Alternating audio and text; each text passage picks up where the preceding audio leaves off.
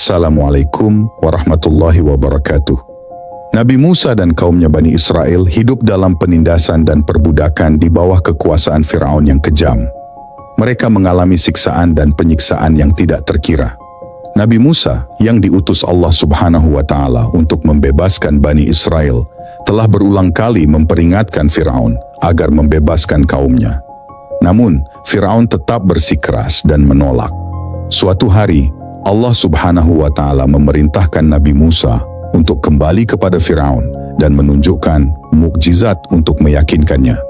Nabi Musa membawa tongkatnya dan bertemu Firaun di hadapan rakyatnya. Di sana, Nabi Musa menunjukkan beberapa mukjizat, termasuk mengubah tongkatnya menjadi ular raksasa dan membuat tangannya bersinar dengan cahaya putih. Namun, Firaun tetap tidak percaya dan malah menantang Nabi Musa untuk menunjukkan mukjizat yang lebih besar. Allah Subhanahu wa Ta'ala kemudian memerintahkan Nabi Musa untuk membawa kaumnya keluar dari Mesir menuju Laut Merah. Sahabat umat Muslim, sebelum kita masuk ke kisah utamanya, kami mohon agar Anda menonton video ini hingga akhir supaya tidak terjadi kesalahpahaman. Jangan lupa untuk memberikan like, subscribe, dan tinggalkan komentar jika ada yang perlu diluruskan dari kisah kali ini.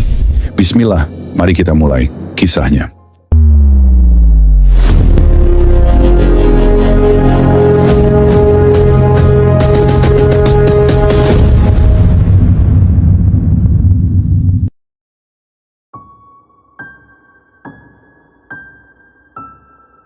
Raja Firaun yang memerintah Mesir sekitar kelahirannya Nabi Musa adalah seorang raja yang zalim, kejam, dan tidak berperi kemanusiaan. Ia memerintah negaranya dengan kekerasan, penindasan, dan melakukan sesuatu dengan sewenang-wenangnya. Rakyatnya hidup dalam ketakutan dan rasa tidak aman tentang jiwa dan harta benda mereka, terutama Bani Israel yang menjadi hamba kekejaman, kezaliman, dan bertindak sewenang-wenangnya dari raja dan orang-orangnya. Mereka merasa tidak tentram dan selalu dalam keadaan gelisah, walaupun berada dalam rumah mereka sendiri. Mereka tidak berani mengangkat kepala bila berhadapan dengan seorang hamba raja, dan berdebar hati mereka karena ketakutan bila kedengaran suara pegawai-pegawai kerajaan lalu di sekitar rumah mereka. Apalagi bunyi telapak kaki mereka sudah terdengar di depan pintu. Raja Firaun yang sedang mabuk kuasa yang tidak terbatas itu bergelimpangan dalam kenikmatan dan kesenangan duniawi yang tiada taranya, bahkan mengumumkan dirinya sebagai Tuhan yang harus disembah oleh rakyatnya. Pada suatu hari beliau terkejut oleh ramalan seorang ahli nujum kerajaan yang dengan tiba-tiba datang menghadap raja dan memberitahu bahwa menurut firasatnya kelak, seorang bayi lelaki akan dilahirkan dari kalangan Bani Israel yang kelak akan menjadi musuh kerajaan dan bahkan akan membinasakannya. Raja Firaun segera mengeluarkan perintah agar semua bayi lelaki yang dilahirkan di dalam lingkungan kerajaan Mesir dibunuh dan agar diadakan pengusutan yang teliti sehingga tiada seorang pun dari bayi lelaki tanpa terkecuali terhindar dari tindakan itu. Maka dilaksanakanlah perintah raja oleh para pengawal dan tenteranya. Setiap rumah dimasuki dan diselidiki, dan setiap perempuan hamil menjadi perhatian mereka pada saat melahirkan bayinya.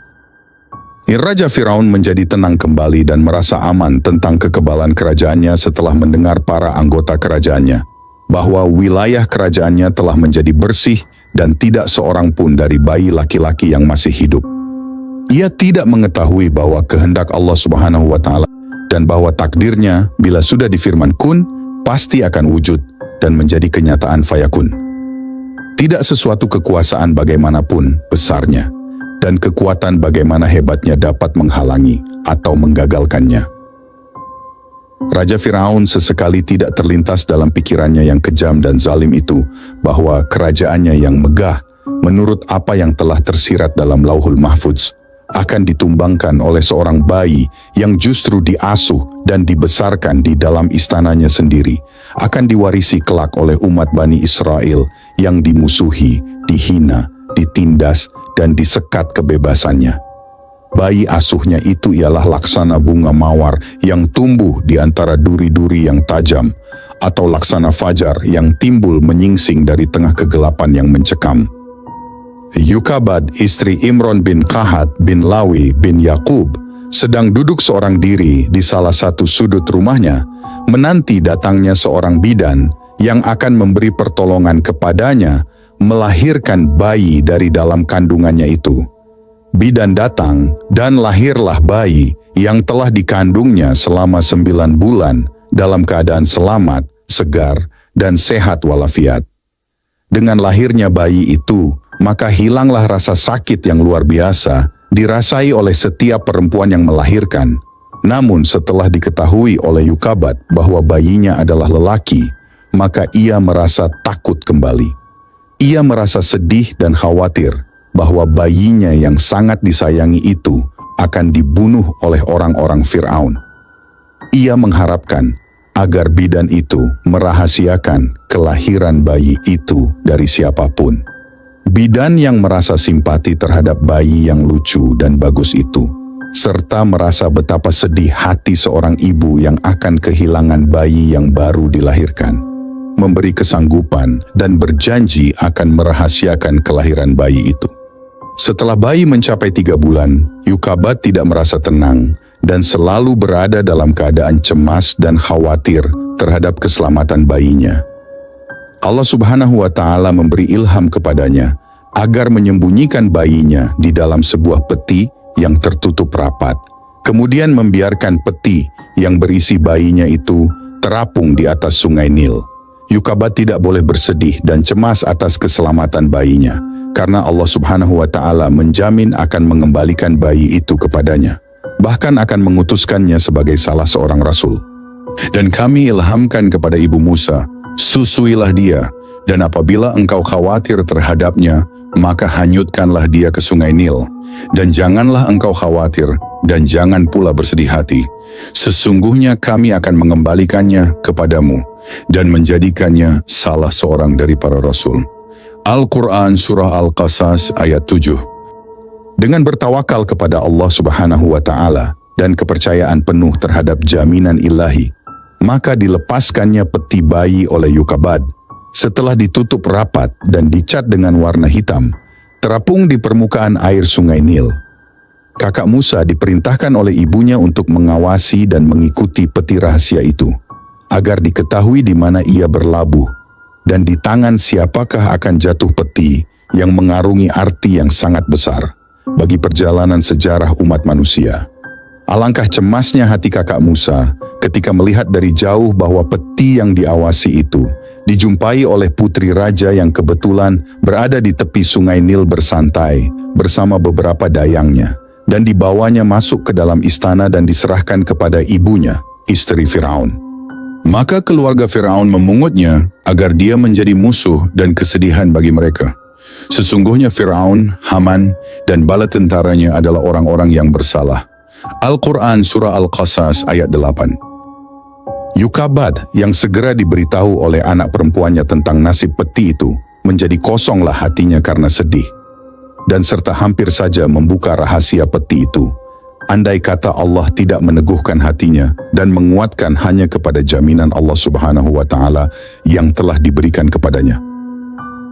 Raja Firaun ketika diberitahu oleh Asiyah istrinya tentang bayi laki-laki yang ditemukan di dalam peti yang terapung di atas permukaan sungai Nil, segera memerintahkan agar bayi itu dibunuh seraya berkata kepada istrinya, "Aku khawatir bahwa inilah bayi yang diramalkan akan menjadi musuh kami, penyebab kesedihan kami, dan akan menghancurkan kerajaan besar ini."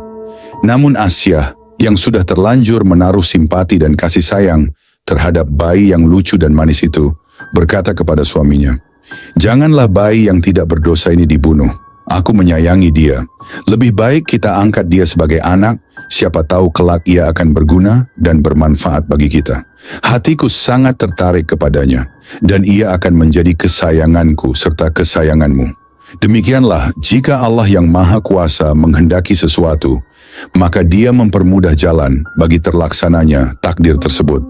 Selamatlah nyawa putra Yukabad yang telah ditakdirkan oleh Allah untuk menjadi rasulnya, menyampaikan amanat wahyunya kepada hamba-hambanya yang telah tersesat." Nama Musa diberikan kepada bayi itu oleh keluarga Firaun. Nama tersebut memiliki arti air dan pohon, di mana Mu berarti air dan Sa berarti pohon, sesuai dengan tempat ditemukannya peti bayi itu. Kemudian didatangkanlah beberapa inang ke istana untuk menjadi ibu susuan Musa. Akan tetapi setiap inang yang mencoba menyusui bayi itu ditolak olehnya.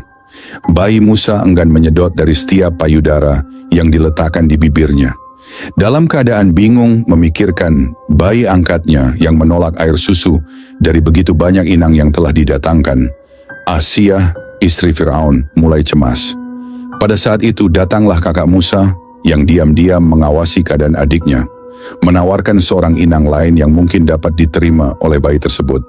Ketika keluarga Firaun menanyakan apakah ia mengenal keluarga bayi itu, kakak Musa menjawab, "Aku tidak mengenal siapa keluarga atau ibu bayi ini.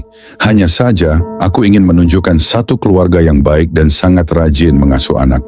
Barangkali bayi ini dapat menerima air susu dari ibu keluarga tersebut." Anjuran kakak Musa diterima oleh istri Firaun, dan seketika itu jugalah dijemput ibu kandung Musa sebagai inang bayaran. Maka begitu bibir sang bayi menyentuh payudara ibunya, disedotlah air susu ibu kandungnya itu dengan sangat lahapnya. Kemudian diserahkan Musa kepada Yukabat ibunya untuk diasuh selama masa menyusui dengan imbalan upah yang besar. Maka dengan demikian terlaksanalah janji Allah Subhanahu wa Ta'ala kepada Yukabat bahwa ia akan menerima kembali putranya itu. Setelah selesai masa menyusui, dikembalikan Musa oleh ibunya ke istana, di mana ia diasuh, dibesarkan dan dididik sebagaimana anak-anak raja yang lain. Ia mengendarai kendaraan Firaun dan berpakaian sesuai dengan cara-cara Firaun berpakaian, sehingga ia dikenal orang sebagai Musa bin Firaun.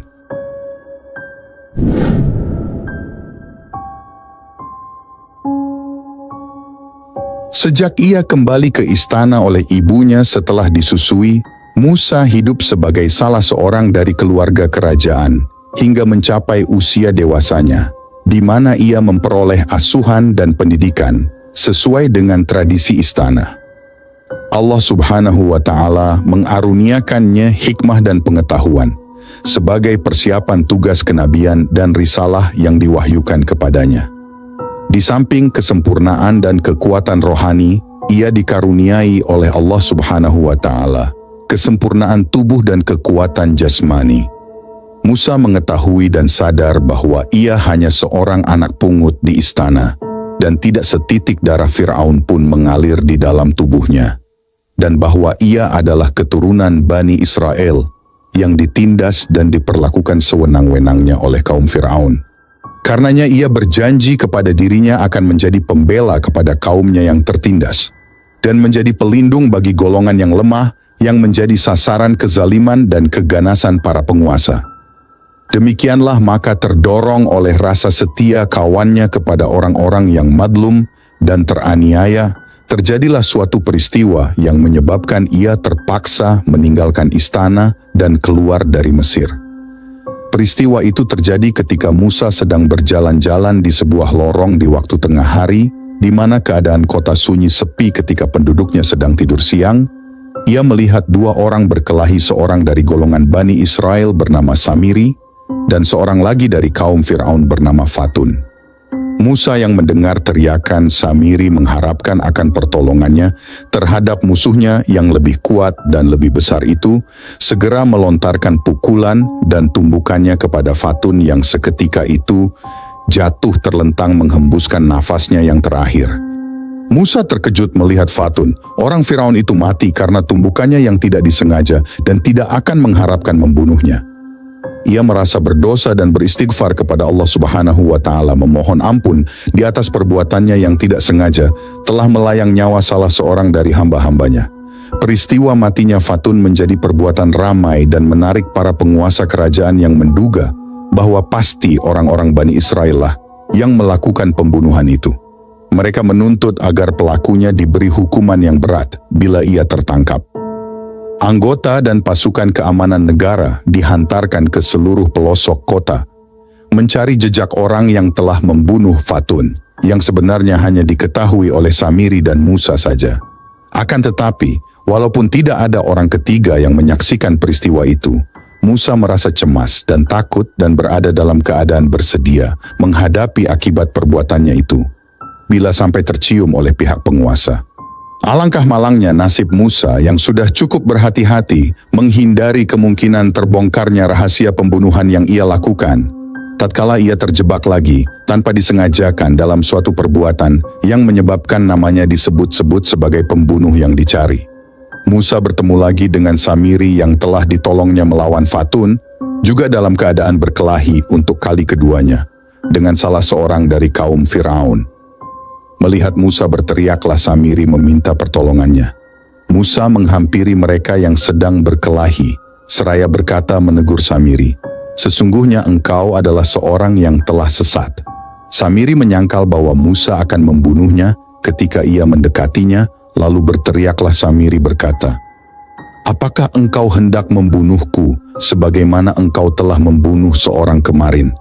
Rupanya engkau hendak menjadi seorang yang sewenang-wenang di negeri ini, dan bukan orang yang mengadilkan kedamaian." Kata-kata Samiri itu segera tertangkap orang-orang Firaun, yang dengan cepat memberitahukannya kepada para penguasa yang memang sedang mencari jejaknya. Maka berundinglah para pembesar dan penguasa Mesir, yang akhirnya memutuskan untuk menangkap Musa dan membunuhnya sebagai balasan terhadap matinya seorang dari kalangan kaum Firaun. Selagi orang-orang Firaun mengatur rancangan penangkapan Musa, seorang lelaki salah satu daripada sahabatnya datang dari ujung kota memberitahukan kepadanya dan menasihatinya agar segera meninggalkan Mesir karena para penguasa Mesir telah memutuskan untuk membunuhnya apabila ia ditangkap. Lalu keluarlah Musa terburu-buru meninggalkan Mesir sebelum anggota keamanan sempat menutup serta menyekat pintu-pintu gerbangnya. Dengan berdoa kepada Allah Subhanahu wa Ta'ala, "Ya Tuhanku, selamatkanlah aku dari segala tipu daya orang-orang yang zalim." Keluarlah Nabi Musa dari kota Mesir seorang diri. Tiada pembantu selain bantuan dari Allah Subhanahu wa Ta'ala. Tiada kawan selain cahaya Allah dan tiada bekal kecuali bekal iman dan takwa kepada Allah Subhanahu wa Ta'ala. Penghibur satu-satunya bagi hatinya yang sedih karena meninggalkan tanah airnya ialah bahwa ia telah diselamatkan oleh Allah dari buruan kaum Firaun yang ganas dan kejam itu.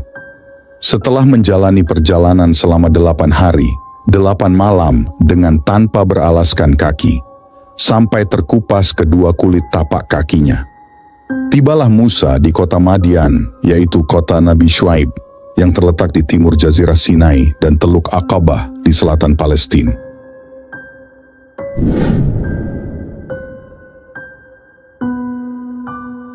Nabi Musa beristirahat di bawah sebuah pokok yang rendang bagi menghilangkan rasa letihnya karena perjalanan yang jauh. Berdiam seorang diri karena nasibnya sebagai salah seorang bekas anggota istana kerajaan yang menjadi seorang pelarian dan buruan. Ia tidak tahu kemana ia harus pergi dan kepada siapa ia harus bertamu di tempat di mana ia tidak mengenal dan dikenal orang, tiada sahabat dan saudara.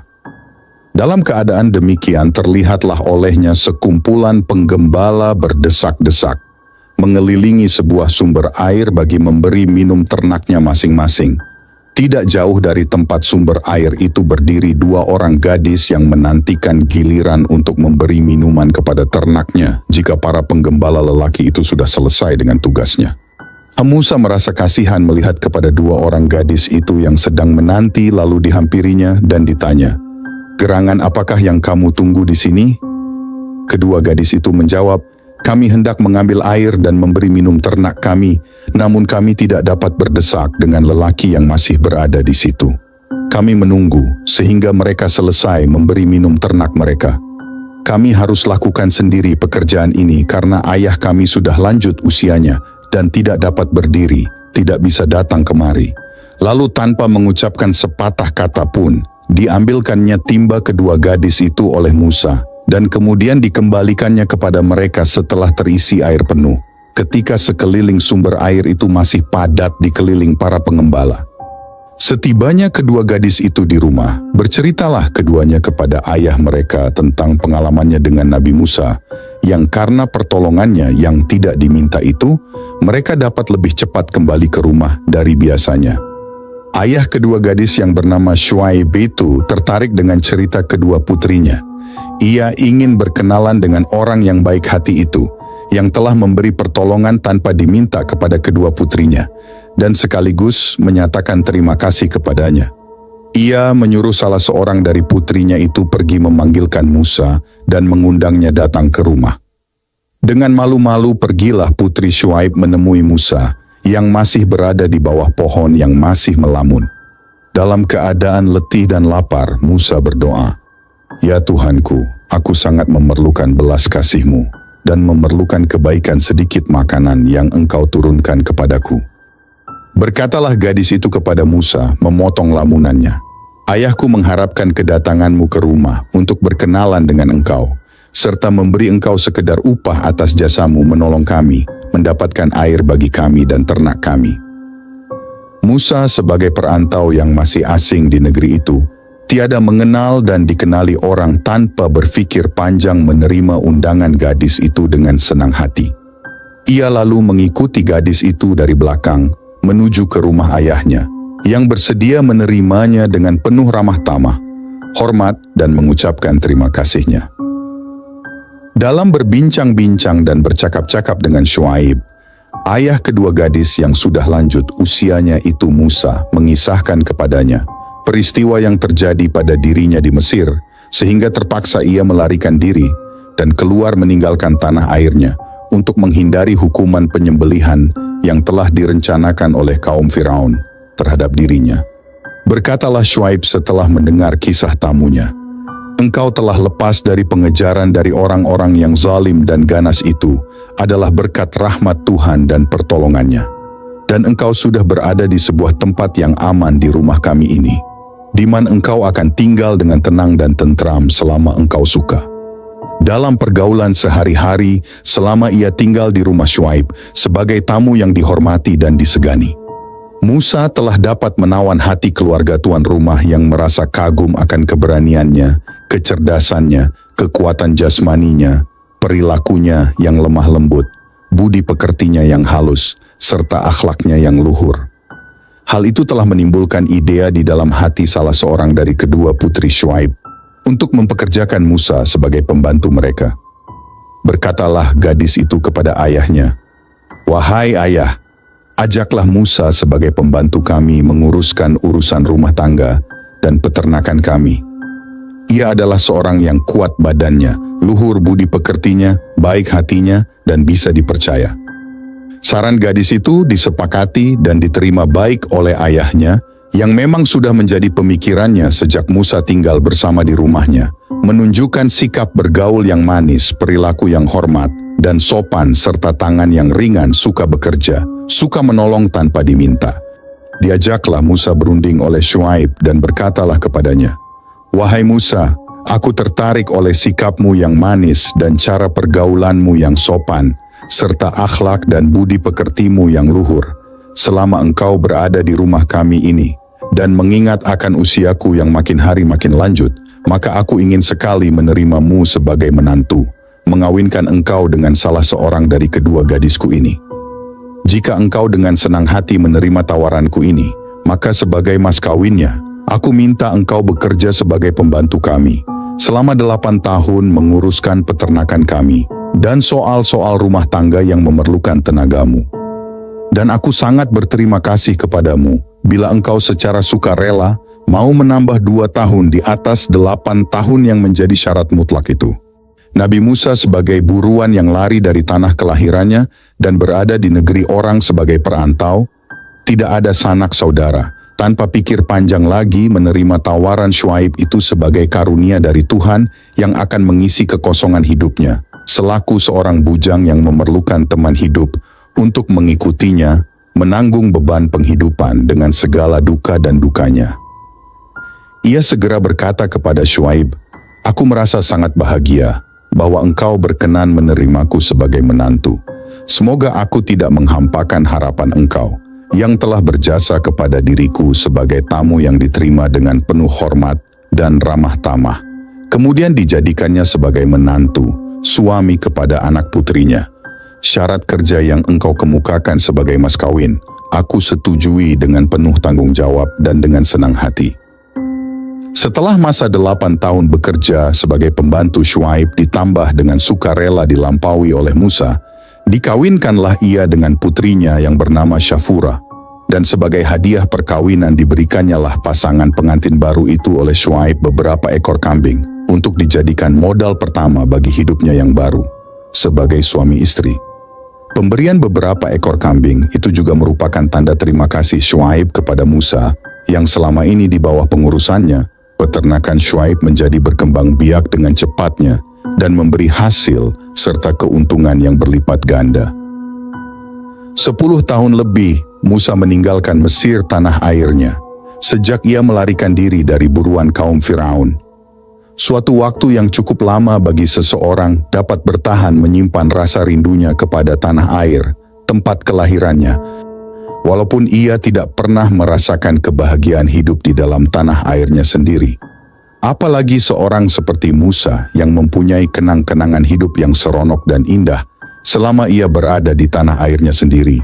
Selaku seorang dari keluarga kerajaan yang megah dan mewah, maka wajarlah bila ia merindukan Mesir tempat kelahirannya dan ingin pulang kembali setelah ia beristrikan Syafura, putri Syuaib.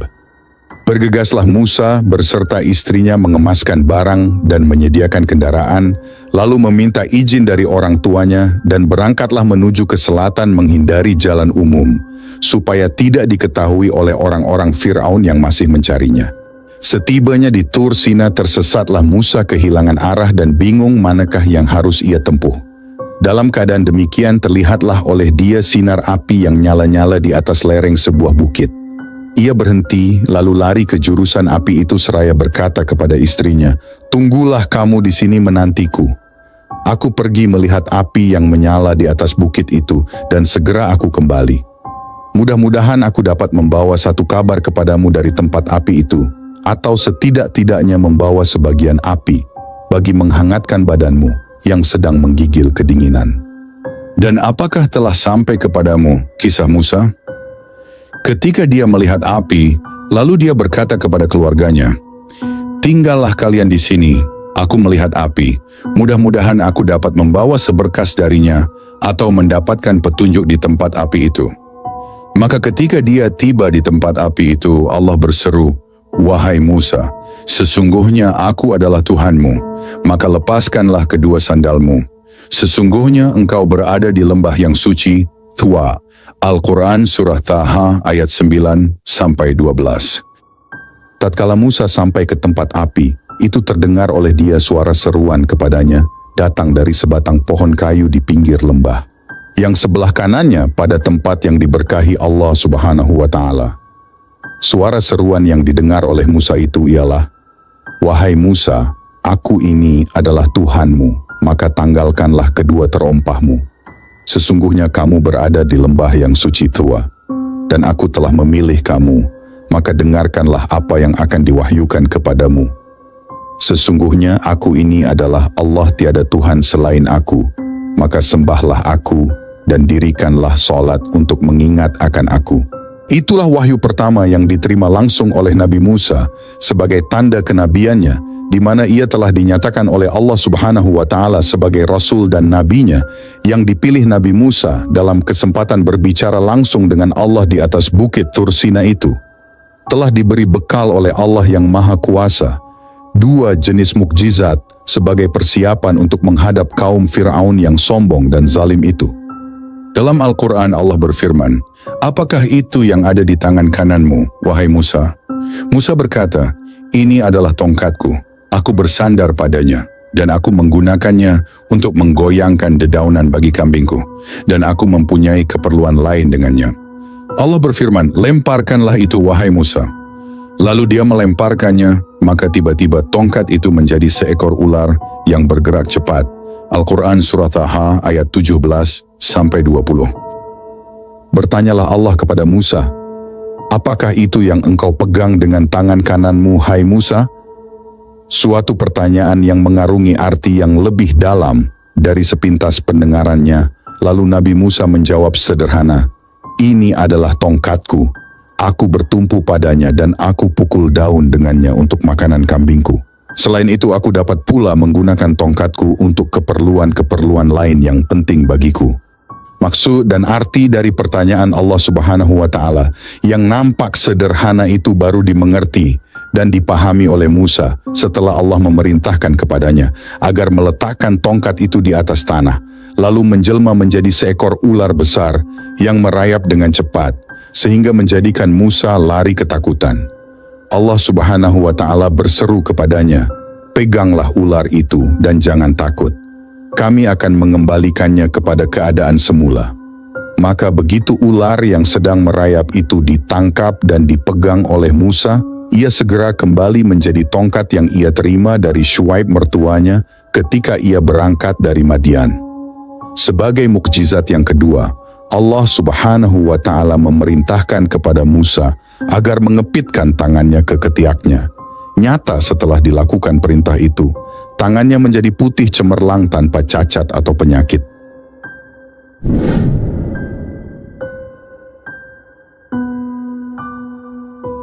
Raja Firaun yang telah berkuasa di Mesir telah lama menjalankan pemerintahan yang zalim, kejam, dan ganas. Rakyatnya yang terdiri dari bangsa Egypt yang merupakan penduduk pribumi dan bangsa Bani Israel yang merupakan golongan pendatang hidup dalam suasana penindasan, tidak merasa aman bagi nyawa dan harta bendanya. Tindakan sewenang-wenang dan pihak penguasa pemerintahan terutama ditujukan kepada Bani Israel yang tidak diberinya kesempatan hidup tenang dan tentram. Mereka dikenakan kerja paksa dan diharuskan membayar berbagai pungutan yang tidak dikenakan terhadap penduduk bangsa Egypt, bangsa Firaun sendiri. Selain kezaliman, kekejaman, penindasan, dan pemerasan yang ditimpakan oleh Firaun atas rakyatnya, terutama kaum Bani Israel, ia menyatakan dirinya sebagai Tuhan yang harus disembah dan dipuja. Dan dengan demikian ia makin jauh membawa rakyatnya ke jalan yang sesat tanpa pedoman tauhid dan iman, sehingga makin dalamlah mereka terjerumus ke lembah kemaksiatan dan kerusakan moral dan akhlak. Maka dalam kesempatan berbicara langsung di Bukit Tursina itu diperintahkanlah Musa oleh Allah Subhanahu wa Ta'ala untuk pergi ke Firaun, bahwa Musa sebagai rasulnya mengajak beriman kepada Allah, menyadarkan dirinya bahwa ia adalah makhluk Allah Subhanahu wa Ta'ala, sebagaimana lain rakyatnya, yang tidak sepatutnya menuntut orang menyembahnya sebagai Tuhan, dan bahwa Allah Subhanahu wa Ta'ala Tuhan yang Maha Esa, yang telah menciptakan alam semesta ini, yang wajib disembah olehnya dan semua makhluknya. Nabi Musa dalam perjalanannya menuju kota Mesir setelah meninggalkan Madian selalu dibayangi oleh ketakutan kalau peristiwa pembunuhan yang telah dilakukan 10 tahun yang lalu itu belum terlupakan dan masih belum hilang dari ingatan para pembesar kerajaan Firaun. Ia tidak mengabaikan kemungkinan bahwa mereka akan melakukan pembalasan terhadap perbuatan yang ia tidak sengaja itu dengan hukuman pembunuhan atas dirinya bila ia sudah berada di tengah-tengah mereka. Ia hanya terdorong rasa rindunya yang sangat kepada tanah airnya dengan memberanikan diri kembali ke Mesir tanpa memperdulikan akibat yang mungkin akan dihadapi. Jika pada waktu berangkat dari Madian dan selama perjalanannya ke Tursina, Nabi Musa dibayangi dengan rasa takut akan pembalasan Firaun, maka dengan perintah Allah Subhanahu wa Ta'ala yang berfirman, "Pergilah engkau ke Firaun, sesungguhnya ia telah melampaui batas. Segala bayangan itu dilempar jauh-jauh dari pikiranmu dan bertekad akan melaksanakan perintahku menghadapi Firaun, apapun akan terjadi pada dirimu." Hanya untuk menenteramkan hatinya, berucaplah Musa kepada Allah, "Aku telah membunuh seorang dari mereka, maka aku khawatir mereka akan membalas membunuhku. Berikanlah seorang pembantu dari keluargaku sendiri, yaitu saudaraku Harun, untuk menyertaiku dalam melakukan tugasku, meneguhkan hatiku, dan menguatkan tekadku menghadapi orang-orang kafir itu. Apalagi Harun saudaraku itu lebih lancar lidahnya dan lebih cerdas daripada diriku untuk berdebat dan bermusyawarah." Dalam Al-Quran Allah berfirman, Surah Taha ayat 42-48. Pergilah engkau beserta saudaramu dengan membawa tanda-tanda kebesaranku. Dan janganlah kamu berdua lalai mengingatku. Pergilah kamu berdua kepada Fir'aun, karena dia benar-benar telah melampaui batas, maka berbicaralah kamu berdua kepadanya. Fir'aun dengan kata-kata yang lemah lembut, mudah-mudahan dia sadar atau takut. Keduanya berkata, "Ya Tuhan kami, sungguh kami khawatir dia akan segera menyiksa kami, atau akan bertambah melampaui batas." Dia, Allah berfirman, "Janganlah kamu berdua khawatir, sesungguhnya aku bersama kamu berdua, aku mendengar dan melihat." Maka pergilah kamu berdua kepadanya, Fir'aun, dan katakanlah, "Sungguh kami berdua adalah utusan Tuhanmu, maka lepaskanlah Bani Israel bersama kami, dan janganlah engkau menyiksa mereka. Sungguh kami datang kepadamu dengan membawa bukti atas kerasulan kami dari Tuhanmu, dan keselamatan itu dilimpahkan kepada orang yang mengikuti petunjuk. Sungguh telah diwahyukan kepada kami bahwa siksa itu ditimpakan pada siapapun yang mendustakan ajaran agama yang kami bawa dan berpaling tidak memperdulikannya." Al-Quran Surah Taha ayat 42-48.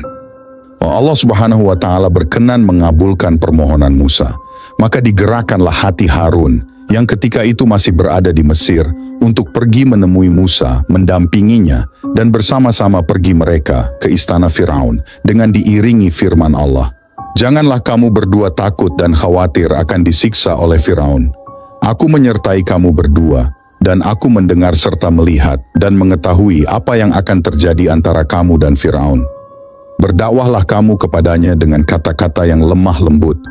Sadarkanlah ia dengan kesesatannya dan ajaklah ia beriman dan bertauhid, meninggalkan kezalimannya dan kecongkakannya. Kalau-kalau dengan sikap yang lemah lembut daripada kamu berdua, ia akan ingat pada kesesatan dirinya dan takut akan akibat dari kesombongan dan kezalimannya."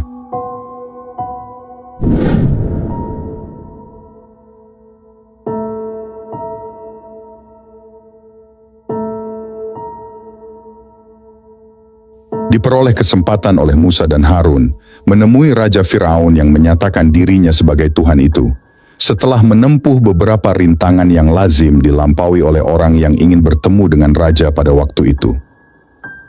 Pertemuan Musa dan Harun dengan Fir'aun dihadiri pula oleh beberapa anggota pemerintahan dan para penasihatnya. Bertanya Fir'aun kepada mereka berdua, "Siapakah kamu berdua ini?" Musa menjawab, "Kami Musa dan Harun adalah pesuruh Allah Subhanahu wa Ta'ala kepadamu agar engkau membebaskan Bani Israel dari perhambaan dan penindasanmu dan menyerahkan mereka kepada kami agar menyembah kepada Allah dengan leluasa dan menghindari siksaanmu." Firaun yang segera mengenal Musa berkata kepadanya, "Bukankah engkau adalah Musa yang telah kami asuh sejak masa bayimu dan tinggal bersama kami dalam istana sampai mencapai usia remajamu, mendapat pendidikan dan pengajaran yang menjadikan engkau pandai? Dan bukankah engkau yang melakukan pembunuhan terhadap diri seorang daripada golongan kami?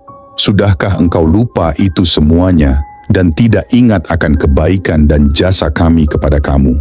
Musa menjawab, "Bahwasanya engkau telah mengurus aku sejak masa bayiku, itu bukanlah suatu jasa yang dapat engkau banggakan, karena jatuhnya aku ke dalam tanganmu adalah akibat kekejaman dan kezalimanmu.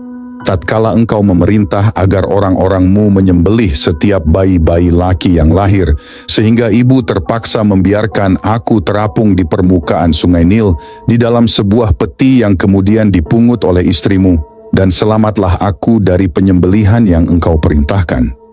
Sedang mengenai pembunuhan yang telah aku lakukan itu adalah akibat godaan syaitan yang menyesatkan.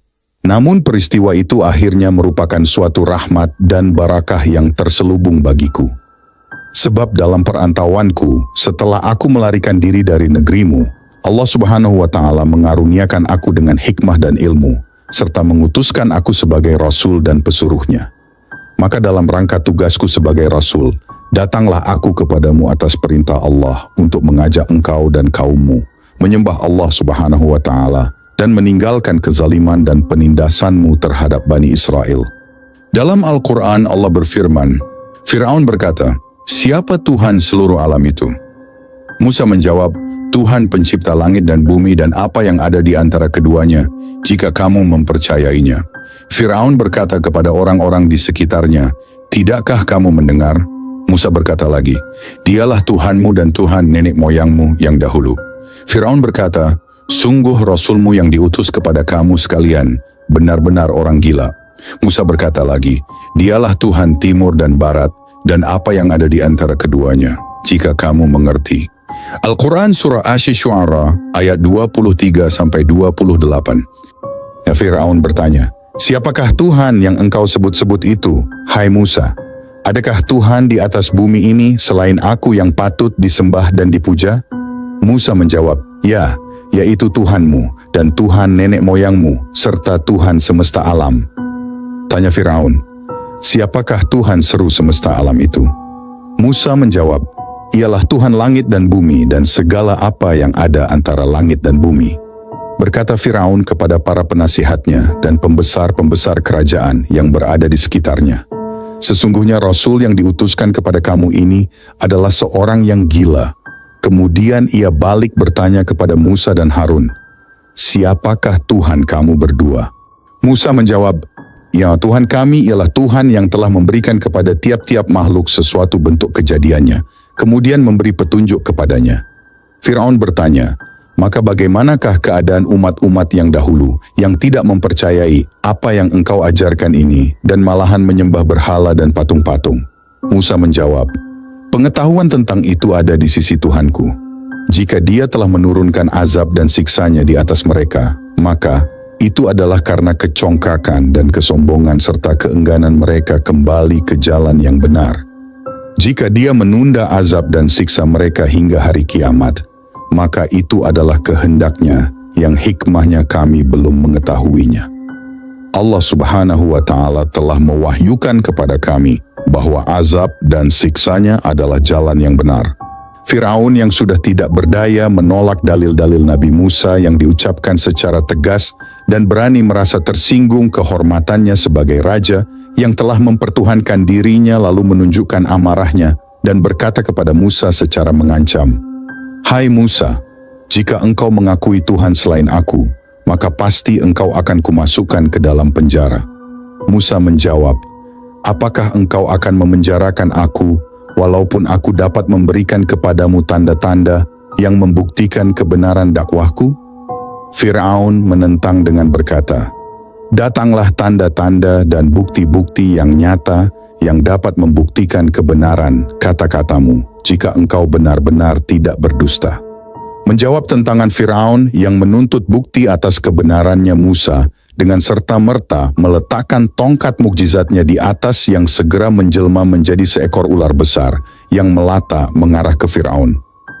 Karena ketakutan melompat lari dari singgasananya, melarikan diri seraya berkata kepada Musa, "Hai Musa, demi asuhanku kepadamu selama 18 tahun panggillah kembali ularmu itu." Kemudian dipeganglah ular itu oleh Musa dan kembali menjadi tongkat biasa. Berkata Firaun kepada Musa setelah hilang dari rasa heran dan takutnya, "Adakah bukti yang dapat engkau tunjukkan kepadaku?" "Ya, lihatlah." Musa menjawab serta memasukkan tangannya ke dalam saku bajunya. Kemudian tatkala tangannya dikeluarkan dari sakunya, bersinarlah tangan Musa itu menyilaukan mata Firaun itu dan orang-orang yang sedang berada di sekelilingnya. Firaun sebagai raja yang menyatakan dirinya sebagai Tuhan, tentu tidak akan mudah begitu saja menyerah kepada Musa, bekas anak pungutnya, walaupun kepadanya telah diperlihatkan dun mukjizat. Ia bahkan berkata kepada kaumnya yang ia khawatir akan terpengaruh oleh kedua mukjizat Musa itu, bahwa itu semuanya adalah perbuatan sihir, dan bahwa Musa dan Harun adalah ahli sihir yang mahir yang datang dengan maksud menguasai Mesir, dan para penduduknya akan kekuatan dengan sihirnya itu. Firaun dianjurkan oleh penasehatnya yang dikepalai oleh Haman agar mematahkan sihir Musa dan Harun itu dengan mengumpulkan ahli-ahli sihir yang terkenal dari seluruh daerah kerajaan untuk bertanding melawan Musa dan Harun. Anjuran mana disetujui oleh Firaun yang merasa itu adalah pikiran yang tepat dan jalan yang terbaik untuk melumpuhkan kedua mukjizat Allah Subhanahu wa Ta'ala yang oleh mereka dianggapnya sebagai sihir. Anjuran itu lalu ditawarkan kepada Musa, yang seketika tanpa ragu-ragu sedikit pun menerima tentangan Firaun untuk beradu dan bertanding melawan ahli-ahli sihir. Musa berkeyakinan penuh bahwa dengan perlindungan Allah Subhanahu wa Ta'ala, ia akan keluar sebagai pemenang dalam pertarungan itu. Pertandingan antara perbuatan sihir yang diilhami oleh syaitan melawan mukjizat yang dikaruniakan oleh Allah. Dikisahkan dalam Al-Quran, Firaun berkata, "Datangkanlah kepadaku semua penyihir yang pandai." Maka ketika para penyihir itu datang, Musa berkata kepada mereka, "Lemparkanlah apa yang hendak kamu lemparkan." Maka setelah mereka melemparkan tali temali dan tongkat mereka, Musa berkata, "Apa yang kamu lakukan itu adalah sihir. Sesungguhnya Allah akan menampakkan kepalsuannya. Sungguh, Allah tidak akan membiarkan terus berlangsung pekerjaan orang-orang yang membuat kerusakan." Al-Quran Surah Al-A'raf ayat 112, 13 dan 117 hingga 118. Pada suatu hari raja kerajaan telah setuju untuk mengadakan hari pertandingan sihir, maka berduyun-duyunlah penduduk kota menuju ke tempat yang telah ditentukan untuk menyaksikan perlombaan kepandaian menyihir, yang buat pertama kalinya diadakan di kota Mesir. Juga sudah berada di tempat ahli-ahli sihir yang terpandai yang telah dikumpulkan dari seluruh wilayah kerajaan masing-masing, membawa tongkat, tali, dan lain-lain alat sihirnya. Mereka cukup bersemangat dan akan berusaha sepenuh kepandaian mereka untuk memenangi pertandingan. Mereka telah memperoleh janji dari Firaun akan diberi hadiah dan uang dalam jumlah yang besar bila berhasil mengalahkan Musa dengan mematahkan sihirnya. Setelah segala sesuatu selesai disiapkan dan masing-masing pembesar negeri sudah mengambil tempatnya mengelilingi Raja Firaun yang telah duduk di atas kursi singgasananya, maka dinyatakan pertandingan dimulai. Kemudian atas persetujuan Musa dipersilakan para lawannya beraksi lebih dahulu mempertunjukkan kepandaian sihirnya. Segeralah ahli-ahli sihir Firaun menunjukkan aksinya melemparkan tongkat dan tali temali mereka ke tengah-tengah lapangan. Musa merasa takut ketika terbayang kepadanya bahwa tongkat-tongkat dan tali-tali itu seakan-akan ular-ular yang merayap cepat. Namun Allah Subhanahu wa Ta'ala tidak membiarkan hamba utusannya berkecil hati menghadapi tipu daya orang-orang kafir itu. Allah berfirman kepada Musa di saat ia merasa cemas itu, "Janganlah engkau merasa takut dan cemas, hai Musa. Engkau adalah yang lebih unggul dan akan menang dalam pertandingan ini. Lemparkanlah yang ada di tanganmu segera." Para ahli-ahli sihir yang pandai dalam bidangnya itu tercengang ketika melihat ular besar yang menjelma dari tongkat Nabi Musa dan menelan ular-ular dan segala apa yang terbayang sebagai hasil tipu sihir mereka. Mereka segera menyerah kalah tertunduk dan bersujud kepada Allah Subhanahu wa Ta'ala di hadapan Musa seraya berkata, "Itu bukanlah perbuatan sihir yang kami kenal yang diilhamkan oleh syaitan, tetapi sesuatu yang digerakkan oleh kekuatan gaib yang mengatakan kebenaran kata-kata Musa dan Harun. Maka tidak ada alasan bagi kami untuk tidak mempercayai risalah mereka dan beriman kepada Tuhan mereka sesudah apa yang kami lihat dan saksikan dengan mata kepala kami sendiri." Firaun raja yang congkak dan sombong, yang menuntut persembahan dari rakyatnya sebagai Tuhan, segera membelalakan matanya, tanda marah dan jengkel melihat ahli-ahli sihirnya begitu cepat menyerah kalah kepada Musa, bahkan menyatakan beriman kepada Tuhannya dan kepada kenabiannya, serta menjadi pengikut-pengikutnya.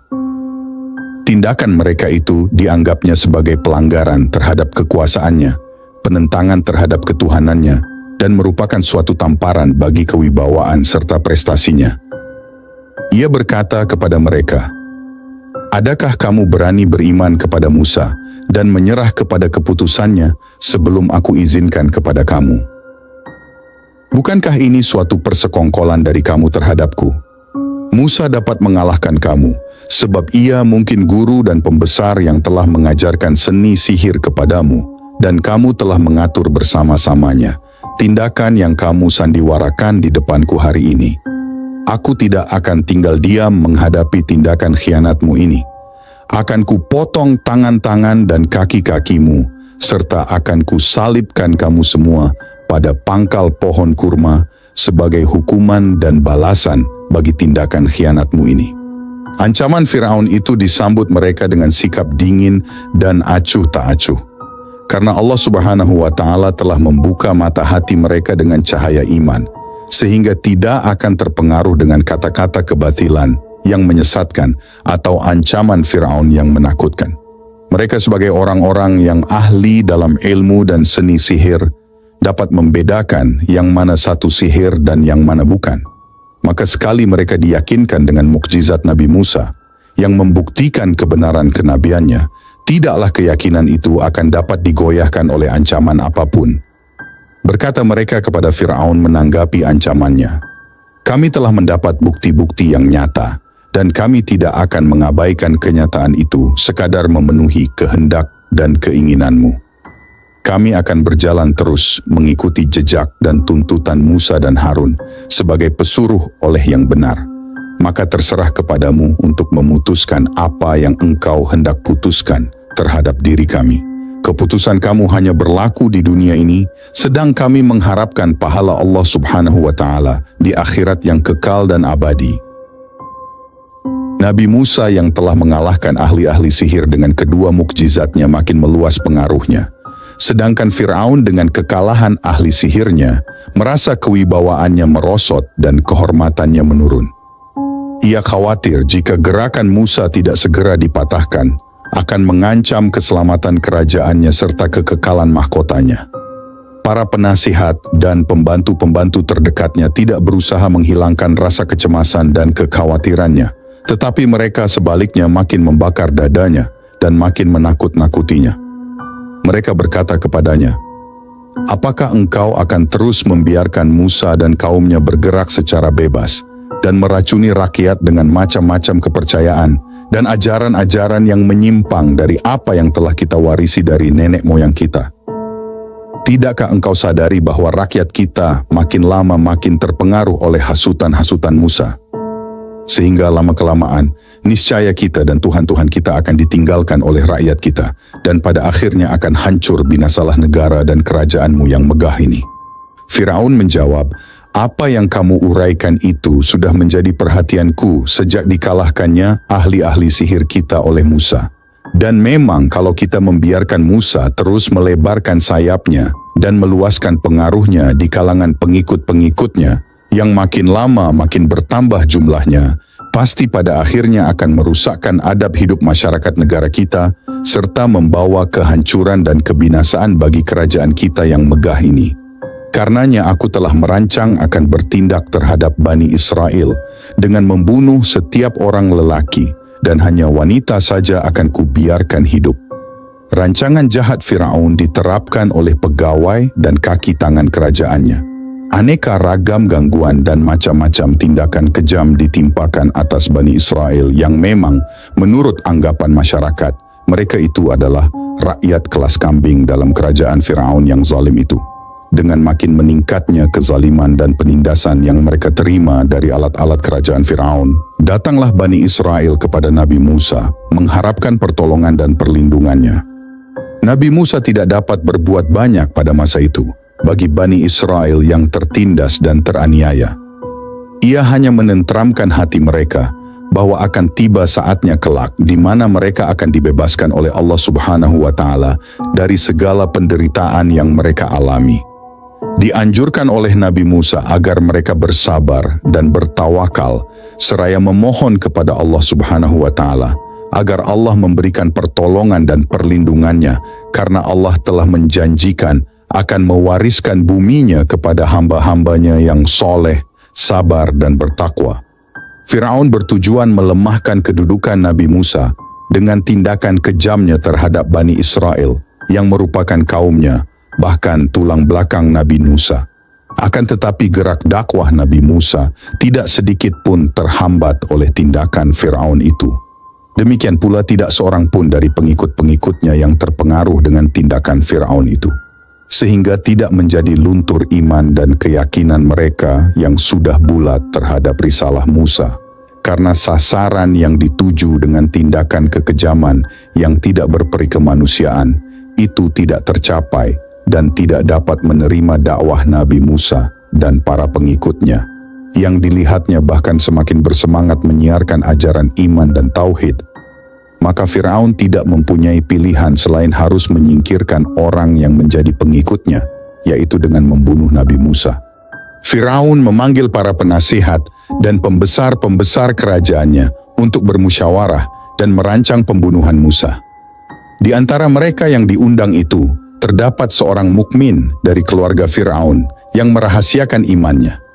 Di tengah-tengah perdebatan dan perundingan yang berlangsung dalam pertemuan yang diadakan oleh Firaun untuk membicarakan cara pembunuhan Nabi Musa itu, bangkitlah berdiri mukmin itu mengucapkan pembelaannya terhadap Nabi Musa dan nasihat serta tuntunan bagi mereka yang hadir. Ia berkata, "Apakah kamu akan membunuh seseorang lelaki yang tidak berdosa hanya berkata bahwa Allah Subhanahu wa Ta'ala adalah Tuhannya? Padahal ia menyatakan iman dan kepercayaannya itu kepada kamu, bukan tanpa dalil dan bukti. Ia telah mempertunjukkan kepada kamu bukti-bukti yang nyata untuk meyakinkan kamu akan kebenaran ajarannya.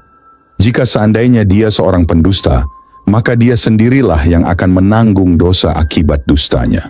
Namun jika ia adalah benar dalam kata-katanya, maka niscaya akan menimpa kepada kamu bencana azab yang telah dijanjikan olehnya. Dan dalam keadaan yang demikian, siapakah yang akan menolong kamu dari azab Allah yang telah dijanjikan itu?"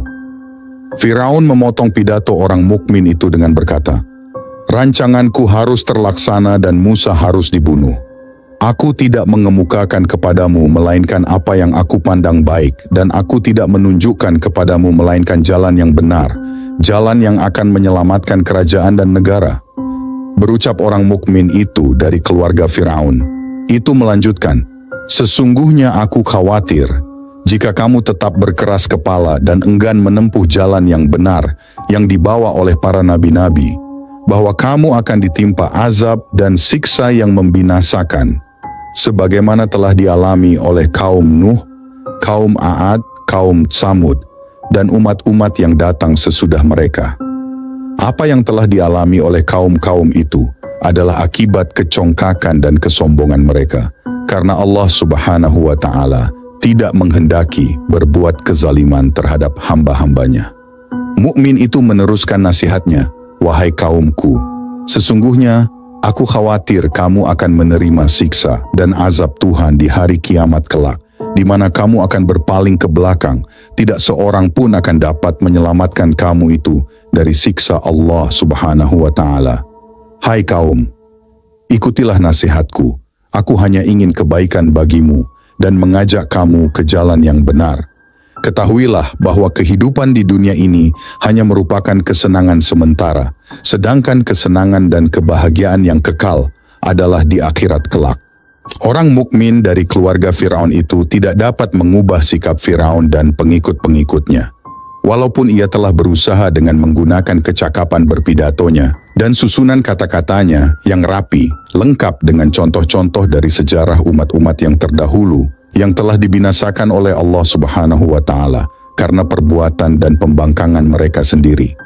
Firaun dan pengikut-pengikutnya bahkan menganjurkan kepada orang mukmin itu agar meninggalkan sikapnya yang membela Musa dan menyetujui rancangan jahat mereka.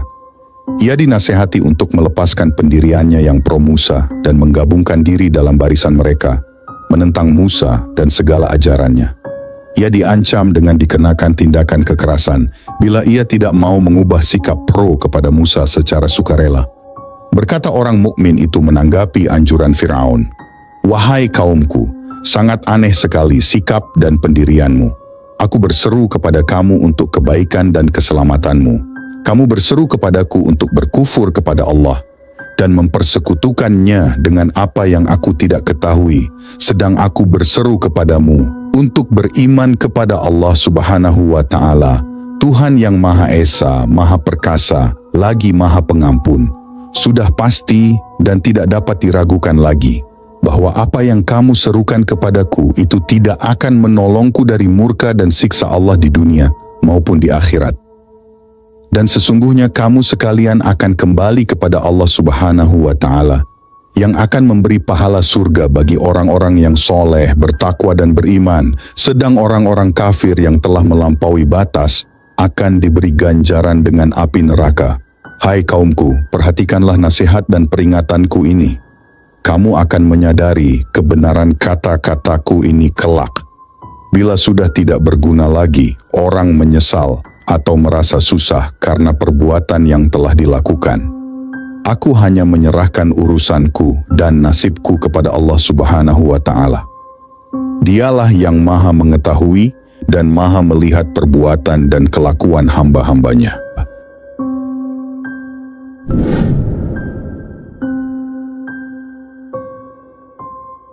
Selain tindakan kekerasan yang ditimpakan ke atas Bani Israel kaumnya Nabi Musa, Firaun melontarkan penghinaan dan kata-kata ejekan terhadap Nabi Musa dalam usahanya memerangi dan membendung pengaruh Nabi Musa yang semakin bertambahnya semenjak ia keluar sebagai pemenang dalam pertandingan melawan tukang-tukang sihir kaum Firaun.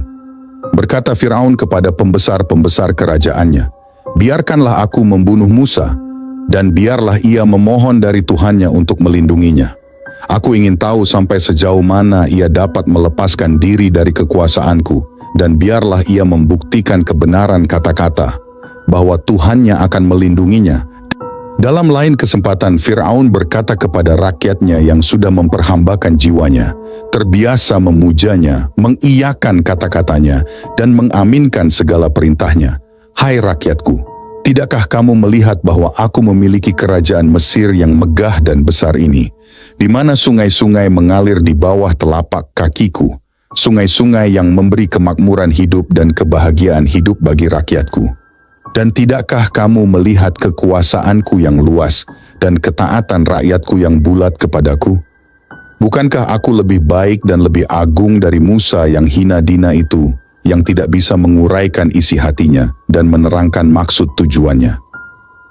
Mengapa Tuhannya tidak memakaikan gelang emas, sebagaimana lazimnya orang-orang yang diangkat menjadi raja, pemimpin, atau pembesar? Atau mengapa ia tidak diiringi oleh malaikat-malaikat sebagai tanda kebesarannya dan bukti kebenarannya bahwa ia adalah pesuruh Tuhannya?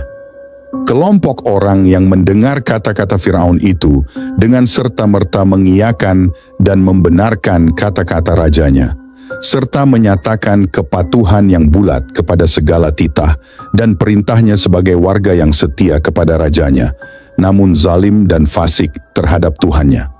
Dalam pada itu kesabaran Nabi Musa sampai pada puncaknya melihat Firaun dan pembantu-pembantunya tetap berkeras kepala menentang dakwahnya, mendustakan risalahnya, dan makin memperhebatkan tindakan kejamnya terhadap kaum Bani Israel, terutama para pengikutnya, yang menyembunyikan imannya karena ketakutan daripada kejaran Firaun dan pembalasannya, yang kejam dan tidak berperi kemanusiaan. Maka disampaikan oleh Nabi Musa kepada mereka bahwa Allah Subhanahu wa Ta'ala tidak akan membiarkan mereka terus-menerus melakukan kekejaman, kezaliman, dan penindasan hamba-hambanya dan berkufur kepada Allah dan Rasul-Nya. Akan ditimpakan oleh Allah Subhanahu wa Ta'ala kepada mereka bila tetap tidak mau sadar dan beriman kepadanya, bermacam azab dan siksa di dunia semasa hidup mereka sebagai pembalasan yang nyata.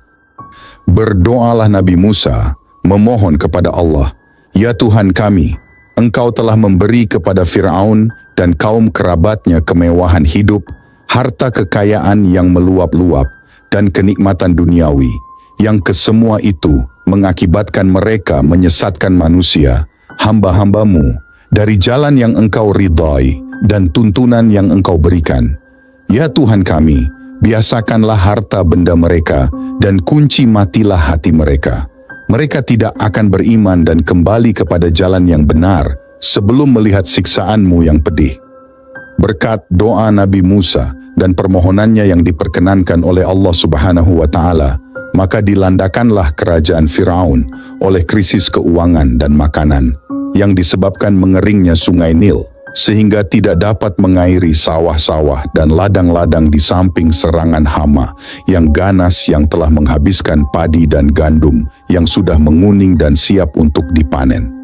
Belum lagi krisis keuangan dan makanan teratasi, datang menyusul bala banjir yang besar disebabkan oleh hujan yang turun dengan derasnya sehingga menghanyutkan rumah-rumah, gedung-gedung, dan membinasakan binatang-binatang ternak. Dan sebagai akibat dari banjir itu berjangkitlah bermacam-macam wabah dan penyakit yang merisaukan masyarakat, seperti hidung berdarah dan lain-lain. Kemudian datanglah barisan kutu-kutu busuk dan katak-katak yang menyerbu ke dalam rumah-rumah sehingga mengganggu ketenteraman hidup mereka, menghilangkan kenikmatan makan, minum, dan tidur disebabkan menyusupnya binatang-binatang itu ke dalam tempat-tempat tidur, hidangan makanan, dan di antara sela-sela pakaian mereka. Pada waktu azab menimpa dan bencana-bencana itu sedang melanda berdatangan, mereka kepada Nabi Musa minta pertolongannya demi kenabiannya, agar memohonkan kepada Allah Subhanahu wa Ta'ala mengangkat bala itu dari atas mereka dengan perjanjian bahwa mereka akan beriman dan menyerahkan Bani Israel kepada Nabi Musa sekiranya mereka dapat ditolong dan terhindar dari azab bala itu. Akan tetapi begitu bala-bala itu tercabut dari atas mereka dan hilanglah gangguan yang diakibatkan olehnya, mereka mengingkari janji mereka dan kembali bersikap memusuhi dan menentang Nabi Musa, seolah-olah apa yang terjadi bukanlah karena doa dan permohonan Musa kepada Allah, akan tetapi karena hasil usaha mereka sendiri.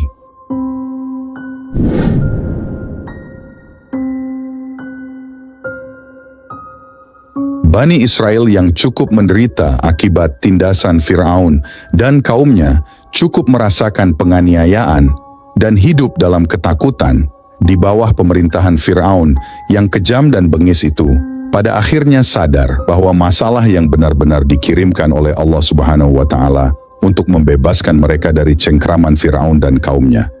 Maka berduyun-duyunlah mereka datang kepada Nabi Musa memohon pertolongannya agar mengeluarkan mereka dari Mesir. Kemudian berangkatlah rombongan kaum Bani Israel di bawah pimpinan Nabi Musa meninggalkan Mesir menuju Baitul Maqdis. Dengan berjalan kaki dengan cepat karena takut tertangkap oleh Fir'aun dan bala tentaranya yang mengejar mereka dari belakang, akhirnya tibalah mereka pada waktu fajar di tepi Lautan Merah, setelah selama semalam suntuk dapat melewati padang pasir yang luas. Rasa cemas dan takut makin mencekam hati para pengikut Nabi Musa dan Bani Israel ketika melihat laut terbentang di depan mereka, sedangkan dari belakang mereka dikejar oleh Fir'aun dan bala tentaranya yang akan berusaha mengembalikan mereka ke Mesir. Mereka tidak meragukan lagi bahwa bila mereka tertangkap, maka hukuman matilah yang akan mereka terima dari Fir'aun yang zalim itu. Berkatalah salah seorang dari sahabat Nabi Musa bernama Yusha bin Nun, "Wahai Musa, kemana kami harus pergi? Musuh berada di belakang kami, sedang mengejar dan laut berada di depan kami yang tidak dapat dilintasi tanpa perahu. Apa yang harus kami perbuat untuk menyelamatkan diri dari kejaran Fir'aun dan kaumnya?" Nabi Musa menjawab, "Janganlah kamu khawatir dan cemas. Perjalanan kita telah diperintahkan oleh Allah Subhanahu wa Ta'ala kepadaku, dan Dialah yang akan memberi jalan keluar, serta menyelamatkan kita dari cengkraman musuh yang zalim itu." Pada saat yang kritis itu, di mana para pengikut Nabi Musa berdebar-debar ketakutan, seraya menanti tindakan Nabi Musa yang kelihatan tenang saja, turunlah wahyu Allah Subhanahu wa Ta'ala kepada nabinya dengan perintah agar memukulkan air laut dengan tongkatnya. Maka dengan izin Allah Subhanahu wa Ta'ala terbelah laut itu. Tiap-tiap belahan merupakan seperti gunung yang besar. Di antara kedua belahan air laut itu terbentang dasar laut yang sudah mengering, yang segera di bawah pimpinan Nabi Musa dilewatilah oleh kaum Bani Israel menuju ke tepi timurnya. Setelah mereka sudah berada di bagian tepi timur dalam keadaan selamat, terlihatlah oleh mereka Fir'aun dan bala tentaranya menyusuri jalan yang sudah terbuka di antara dua belah gunung air itu. Kembali rasa cemas dan takut mengganggu hati mereka, seraya memandang kepada Nabi Musa seolah-olah bertanya, apa yang hendak dia lakukan selanjutnya.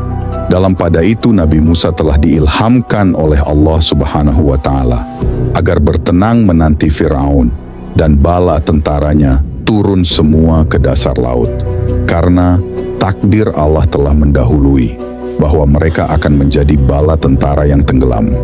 Berkatalah Fir'aun kepada kaumnya tatkala melihat jalan terbuka bagi mereka di antara dua belah gunung air itu. Lihat bagaimana lautan terbelah menjadi dua, memberi jalan kepada kami untuk mengejar orang-orang yang melarikan diri itu. Mereka mengira bahwa mereka akan dapat melepaskan dari kejaran dan hukumanku. Mereka tidak mengetahui bahwa perintahku berlaku dan ditaati oleh laut, jangan lagi oleh manusia. Tidakkah ini semuanya membuktikan bahwa aku adalah yang berkuasa yang harus disembah olehmu? Maka dengan rasa bangga dan sikap sombongnya, turunlah Fir'aun dan bala tentaranya ke dasar laut yang sudah mengering itu melakukan gerak cepatnya untuk menyusul Musa dan Bani Israel yang sudah berada di tepi bagian timur. Sambil menanti hukuman Allah Subhanahu wa Ta'ala yang telah ditakdirkan hamba-hambanya yang kafir itu.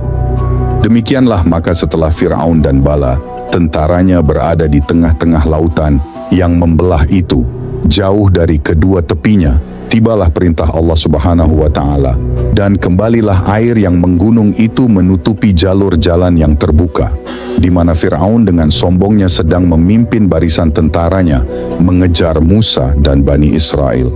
Terpendamlah mereka hidup-hidup di dalam perut laut, dan berakhirlah riwayat hidup Fir'aun dan kaumnya untuk menjadi kenangan sejarah dan gambaran bagi generasi yang akan datang. Pada detik-detik akhir hayatnya, seraya berjuang untuk menyelamatkan diri dari maut yang sudah berada di depan matanya, berkatalah Fir'aun, "Aku percaya bahwa tiada Tuhan selain Tuhan Musa dan Tuhan Bani Israel. Aku beriman pada Tuhan mereka dan berserah diri kepadanya sebagai salah seorang Muslim."